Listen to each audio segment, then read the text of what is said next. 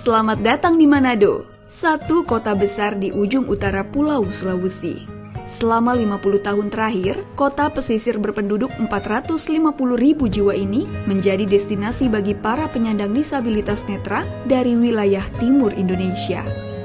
Di sentra Tumautou, Manado, mereka mempelajari berbagai keahlian demi nasib yang lebih baik, salah satunya pijat.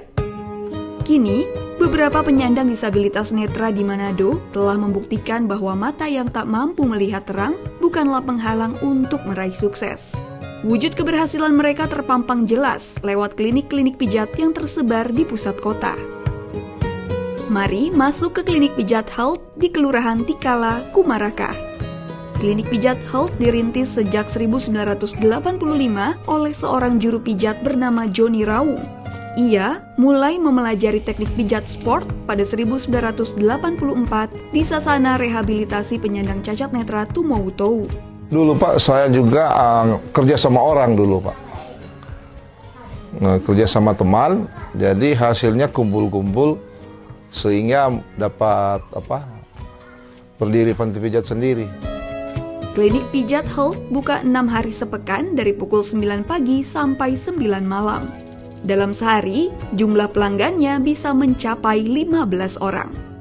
Campur Pak, ada pejabat juga, ada dari kalangan bawah, dari pejabat Kota Madia juga di sini, dari kantor gubernur, pegawai-pegawai begitu. Memang juga pengunjung tergantung Pak, paling banyak dari menengah ke bawah Pak. Keseluruhan di sana kadangkala 15 orang per hari ya, keseluruhan. Kadangkala cuma 8 orang begitu, 8 pasien lah begitu. Ya termasuk banyak. Johnny memastikan tidak hanya dirinya sendiri yang meraup untung. Ia membuka ruang bagi 3 sejawatnya yang juga difabel netra untuk bekerja di klinik pijat rintisannya itu. Di sana ada 2 tarif per jam 80.000. Kalau 1 jam setengah 100.000. Kalau di sana kita ada 40-60, jadi karyawan 60. Bagi Johnny, penghasilan klinik pijat Health sudah sangat cukup untuk menghidupi keluarga besarnya. Keringat dari pijat telah dibelikan tanah, rumah, serta membiayai kuliah 3 dari 5 anak perempuannya hingga lulus.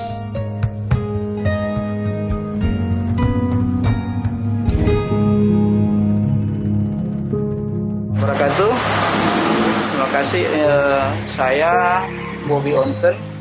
Ini kebetulan sebagai owner dari klinik pijat Nusantara, klinik pijat tunanetra ya, yang berlokasi di Jalan Garuda, Kelurahan Menang Utara. Masa depan yang cerah dari dunia pijat juga dirasakan Bobby Onsen, 46 tahun. Pria asal Gorontalo itu mendirikan Panti Pijat Nusantara pada 2015. Dari penghasilannya, Bobby memiliki 2 rumah pribadi, bahkan sebuah mobil bagi anak-anaknya. Sukses ini tak pernah ia bayangkan ketika kehilangan penglihatan pada usia 14 tahun. Ya otomatis ya sebagai manusia, orang depresi Kang. Nah, depresi itu saya mengalami frustasi itu selama perkiraan 8 tahun. Itu cuma badi yang di rumah itu. Cuma makan tidur, tinggal menghitung hari kapan mau mati kan. Itu karena rasa putus asa kan. Jadi begitu putus asa berpikir pendek dang. Kapan mau mati, pelama mau mati. Pada usia 22 tahun, Bobby berkesempatan menjadi klien rehabilitasi sosial di Panti Sosial Bina Netra Tumautou, Manado. Di sanalah ia mulai mempelajari teknik pijat sport. Awal mulanya sebenarnya waktu BP masuk sempat kecewa juga sebenarnya. Karena ujung-ujungnya tahu di situ cuma untuk jadi tukang pijat. Tukang pijat ini apa DP guna ini dia? Begitulah pemikiran saya waktu itu Tukang pijat kan kalau di kampung paling kalau mau pijat paling kasih ubi, kasih beras.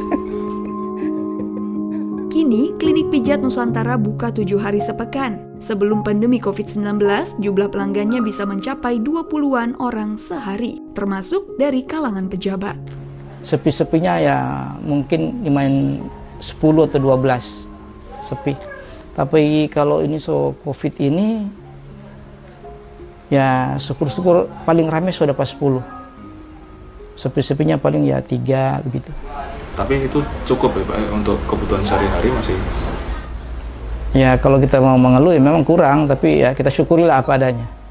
Ada 5 juru pijat di klinik pijat Nusantara, yaitu Bobby, istrinya, dan 3 difabel netra lainnya yang berstatus karyawan tetap. Bobby menerapkan sistem bagi hasil 50-50. Tapi kalau seandainya dia berhalangan, mungkin izin, ada urusan, atau sakit atau apa, saya akan memanggil teman yang lain untuk masuk mengganti untuk sementara sekian lama dia izin. Saya diizin seminggu. Toh, panggil teman lain supaya bisa mengisi, maksudnya supaya bisa membantu juga teman lain. Selama 50 tahun terakhir, lebih dari 2.000 orang difabel netra dilatih menjadi juru pijat di sentra Tumautou, Manado. Klinik pijat difabel netra pun bermunculan. Namun, Joni dan Bobby tak pernah khawatir terjadi persaingan sengit di antara mereka. Mereka yakin bahwa selama manusia masih bisa merasa pegal-pegal, pelanggan akan selalu ada.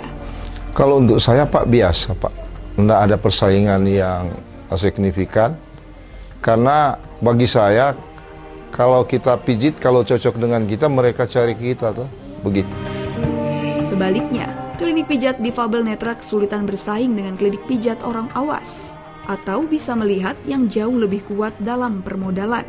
Hanya dengan membandingkan fasad bangunan klinik pijat orang awas dengan difabel netra, disparitas ini sudah tampak.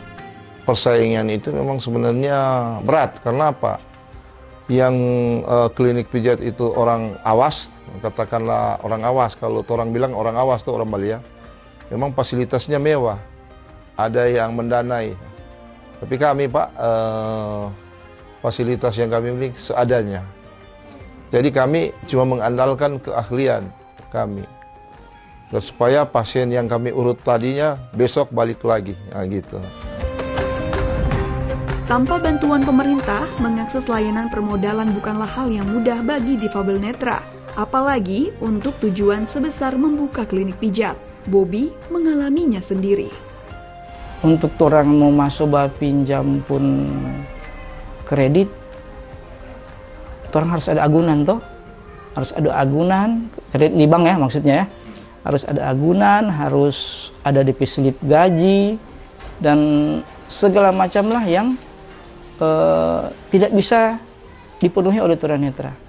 Apalagi kalau orang seorang tunanetra, orang gugur di sehat jasmani dan rohani. Ya, nah, di situ karena klasifikasi sehat itu ya tunanetra dianggap sakit. Itu. Jadi untuk beriming-iming untuk dapat kredit bank itu susah. Untuk mau cari pinjam orang penama pun siapa mau percaya. Karena keadaan itu, Bobby harus berdagang asongan di jalanan demi mengumpulkan modal. Sampai akhirnya setelah selesai dari tempat rehabilitasi, panti sosial itu, sekian tahun saya harus turun jualan. Itu siang dan malam. Siang saya jualan, malam saya jualan. Karena harus mengumpulkan modal sedikit demi sedikit. Kalau ada teman panggil bapijat pada tempat kerja itu, saya masuk. Kalau tidak ada, jualan. Seperti itu, saya menjalani hidup seperti itu. Jualan apa Pak? Waktu itu masih DP top-top itu, jual kacang, krepek. Pada 2007, Bobby berinisiatif membentuk perkumpulan arisan simpan pinjam difabel netra. Dari situlah, Bobby bisa mendapatkan 25 juta rupiah pertamanya untuk menyewa gedung panti pijat. Nah, syukur-syukur tahun berikut, walaupun tidak ada untung, tapi modalnya balik. 20 juta tadi, 25 juta tadi. Itu lagi dipakai sewa lagi, no Pak. Putar-putar terus, jadi walaupun cuma untung-untung dimakan lang, dong bilang penting ada makan hari-hari, no. Penting tiap tahun DP modal ada dang, supaya nggak pinjam ulang toh. Kini, ada 69 dari 126 penyandang disabilitas netra di Manado yang memilih berjualan kacang, keripik, atau tisu di jalanan pusat kota. Padahal, mayoritas dari mereka telah dibekali keahlian seperti pijat, musik, dan kerajinan tangan. Berjualan seolah menjadi selubung untuk meminta-minta, karena nyatanya banyak orang memberi mereka uang tanpa mengambil barang dagangannya. Menurut Bobby, ini rawan membuat para difabel netra malas berjuang dengan cara yang lebih bermartabat. Kenapa tunanetra jadi malas?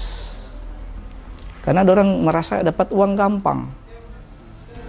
Turun sore, mungkin ya, maghrib turun, pulang jam 9 malam, sudah ada 100.000, 200.000. Kita di tempat pijat belum tentu Pak, dari pagi sampai malam itu bisa dapat 200.000. Tapi ingat Pak ya, untuk mau bikin tempat pijat itu orang membutuhkan biaya, dan itu orang tunanetra tidak dapat biaya dari pemerintah, tidak dapat bantuan dari pemerintah untuk membiayai bikin satu tempat pijat. Karena itu orang harus berpikir pertama peralatannya dari tempat tidur, kasur, spray dan segala macam ya, sampai mungkin untuk kontrakan tampah itu membutuhkan dana yang cukup besar. Alternatif lain, pemerintah daerah perlu mendorong hotel-hotel dan klinik-klinik pijat umum untuk mempekerjakan difabel netra sebagai juru pijat. Ini adalah amanat Undang-Undang Nomor 8 Tahun 2016 tentang penyandang disabilitas. Menurut Bobby, kebijakan itu perlu dibarengi penertiban klinik pijat yang para terapisnya tidak memiliki sertifikat seperti para difabel netra atau bahkan diam-diam menawarkan jasa prostitusi.